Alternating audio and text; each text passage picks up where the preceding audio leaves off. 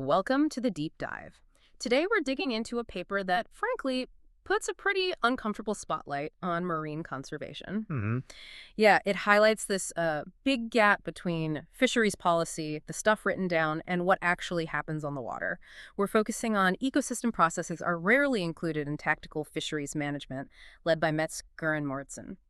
Our mission for you today: to figure out why this global gold standard, the ecosystem approach to fisheries management, or EAFM, gets all the praise but seems to fall apart when it comes to setting, actual fishing quotas year to year. Right. And this is so critical because how many fish are out there, Yeah. how fast they reproduce. It's not just about how many boats are fishing anymore. It's fundamentally tied to the ecosystem. We're talking about everything from physical stuff like ocean temperature, salinity, how much sea ice there is, all the way to the biology. Who's eating who? Is there enough food at the bottom of the food chain? Ignore that. And, well, we've seen the consequences. Big time. Stock collapses around the world. Think Peruvian anchoveta, Alaskan pollock, or that just devastating decline of northern cod off Canada. Yeah. These weren't just fishing pressure. It was the ecosystem changing plus heavy fishing.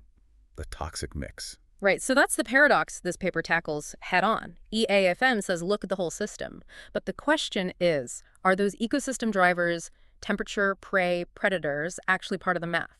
I mean, when the managers sit down to decide next year's total allowable catch, the TAC, does the ocean climate or the amount of food available actually change that final number? Exactly. Is it formalized? To figure this out, the researchers, they really went for it. They did this massive worldwide review of assessment reports, management advice, looking for hard evidence of implementation. Yeah, formalized implementation, not just mentioned in the discussion section. And the scale here is key.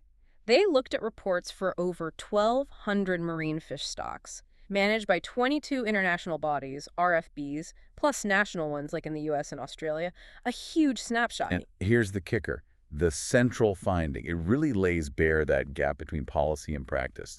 Out of more than 12,250 stocks reviewed, how many do you think had ecosystem drivers formally baked into the tactical management? Based on the title, not many. Try 24. Just 24 stocks. That's roughly 2%. 2%, seriously. Seriously, let that sink in. We've got this global policy framework, everyone nods along, but 98% of the world's managed stocks don't formally include ecosystem factors in their short-term quotas. And put that 2% next to other research, like for Pre and colleagues, found ecosystem processes significantly impacting the productivity of like 70% of the stocks they looked at. Wow, so 70% are affected, but we only manage 2% accordingly. Yeah. Yeah, that's managing with blinders on, isn't it? Pretty much. And where were those few successes? The 24 cases? Ah, that's interesting too. They weren't spread out evenly. 17 of them, the vast majority, were clustered. North Atlantic and the Northeast Pacific. Okay, so regions with really strong, well-funded marine science programs, long histories of data collection. Exactly. It suggests implementation isn't just about wanting to do it. You need the scientific muscle and infrastructure on the ground, locally. Makes sense. So what were they actually doing in those 24 cases? Was it all the same approach? Not at all. And that's another key point. It was really diverse. Shows how tailored this needs to be. Okay, like what? Some focused on physical stuff, water temperature, changes in upwelling, that movement of deep, nutrient-rich water, Right. or even sea ice cover. Others went biological, measuring phytoplankton levels, were really zeroing in on prey and predator numbers. Can you give us a couple of concrete examples? Make it real. Sure. Look at Barents sea capelin. Tiny fish, but they're the main food for the big Barents sea cod stock. So before they even set a fishing quota for capelin, the managers first calculate how much food the cod population needs. That amount of capelin is essentially reserved, off limits. Ah, so the predators eat first, basically. Exactly. The human quota only applies to what's left over. That's a real multi-species approach in action. Okay, that's clever. What else? We'll take Icelandic cod. A bit different. Their short-term predictions actually assume low individual fish weights because their main prey, capelin again, is low. So the state of the prey directly affects the assumptions about the predator stock's condition. Got it. And you mentioned the Mediterranean. Yeah, for things like sardines and anchovy. They don't always use super complex models. Sometimes it's more pragmatic. They use satellite data on chlorophyll concentration. That's basically a proxy for how much phytoplankton, the base of the food web, is around. And they plug that chlorophyll data into simpler production models. It influences parameters like the system's carrying capacity, K, how many fish the system can support. More food, potentially higher K, maybe a higher quota. It's a practical way to link management to bottom-up drivers. So these 24 cases, they cover a lot of ground then, different types of fish. Oh yeah, small pelagics, big ones like tuna, bottomfish, rockfish, shrimp. Short-lived species, long-lived ones. The point is, it can be done across the board. The biology isn't the main barrier. So if it's possible, why the 98% gap? Why isn't it happening more? Okay, this is crucial. It's not always just neglect. A major technical hurdle is something called non-stationarity. Non-stationarity. Okay, break that down for us. What does that mean in this context? It means the rules of the game keep changing. Let's say you find a nice correlation. High sea surface temperature seems to mean more baby fish survive, better recruitment. Right. Sounds useful. You can make a rule based on that. You could try. But if that relationship is non-stationary, it might hold true for a few years, and then suddenly, wham, the ecosystem shifts. Maybe ocean acidification kicks in, or a new predator arrives. And now, maybe high temperatures mean worse recruitment. Your rule, based on past data, is suddenly not just useless, it's actively pointing you in the wrong direction. It actually increases uncertainty. Okay. That sounds dangerous. Did the study find examples where this actually happened, where rules failed? Absolutely. They give some really stark examples where managers implement these specific rules. They're called harvest control rules, or HCRs. Right, the pre-agreed steps for setting the quota based on data. Yes. Yeah. And they had to ditch them because of this non-stationarity problem. Pacific sardines are a classic case. They had an HCR based on sea surface temperature, SST. High SST was supposed to equal good recruitment, higher quotas. Simple, right? Seemingly. But then, around 2012, recruitment just tanked. Failed year after year, despite high SST. The rule completely broke. Whoops. What went wrong? Later research showed the sardines' response to temperature wasn't simple. It depended heavily on how the anchovy population was doing, a crucial interaction they'd missed. If you miss that, your single-species rule can be actively harmful. Trying to solve a Rubik's Cube looking at only one color. Exactly. And another one, Bay of Biscay anchovy. They used an upwelling index to predict recruitment, but it massively underestimated recruitment one year. Led to big quota cuts that weren't actually needed. Hurt the fishery for no good reason, because the model, the rule, was wrong. The underlying system had changed. So these failures make managers hesitant, I guess. Understandably. And what's also telling is how the few successes seem to happen. The paper suggests it's very bottom-up. It's not like there's a clear global blueprint being followed. The diversity of approaches, even for the same species in different places, points towards a few dedicated experts, local champions, basically. So individuals pushing it forward in their specific area.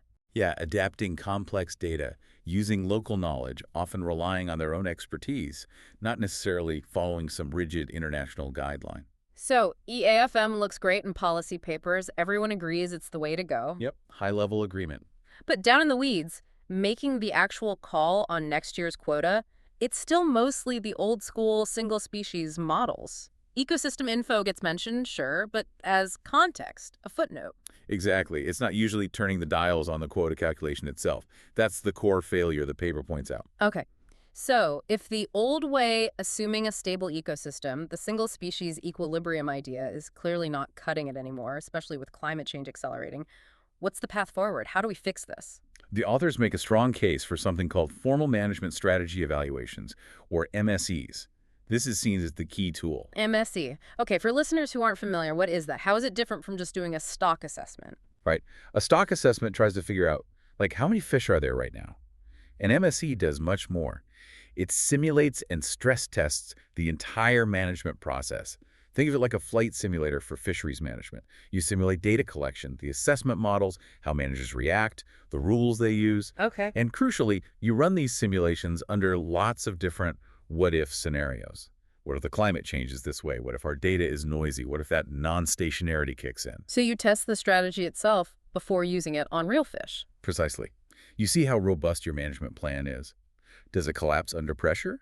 Or does it still achieve its goals even when things get weird and unpredictable? It forces you to confront uncertainty up front. So instead of trying to bolt ecosystem data onto old models. Yes. Instead of that, MSE helps you design and compare whole strategies to find one that can handle the messiness, handle the non-stationarity. It's about building resilience into the management itself. That sounds like a pretty fundamental shift in thinking and in the science needed. It is. Yeah. You move away from just seeking perfect precision in your assessment to prioritizing strategies that are robust or adaptable. And it means constantly reevaluating. The best approach might change as the ecosystem itself changes. Which brings us to what the authors call a fundamental choice for managers. Right? Absolutely. When the ecosystem makes fish stocks unpredictable, managers face this fork in the road. Path 1. Go for strategies that adapt quickly to changes. But that requires really good, really fast, often expensive monitoring to actually detect those shifts in time. Okay, the high-tech, high-cost adaptive route. Path 2. Choose simplest strategies that are just inherently robust. They're designed to work reasonably well across a wide range of conditions, even if you don't know exactly what the ecosystem is doing. The trade-offs there. The trade-off is usually lower harvests.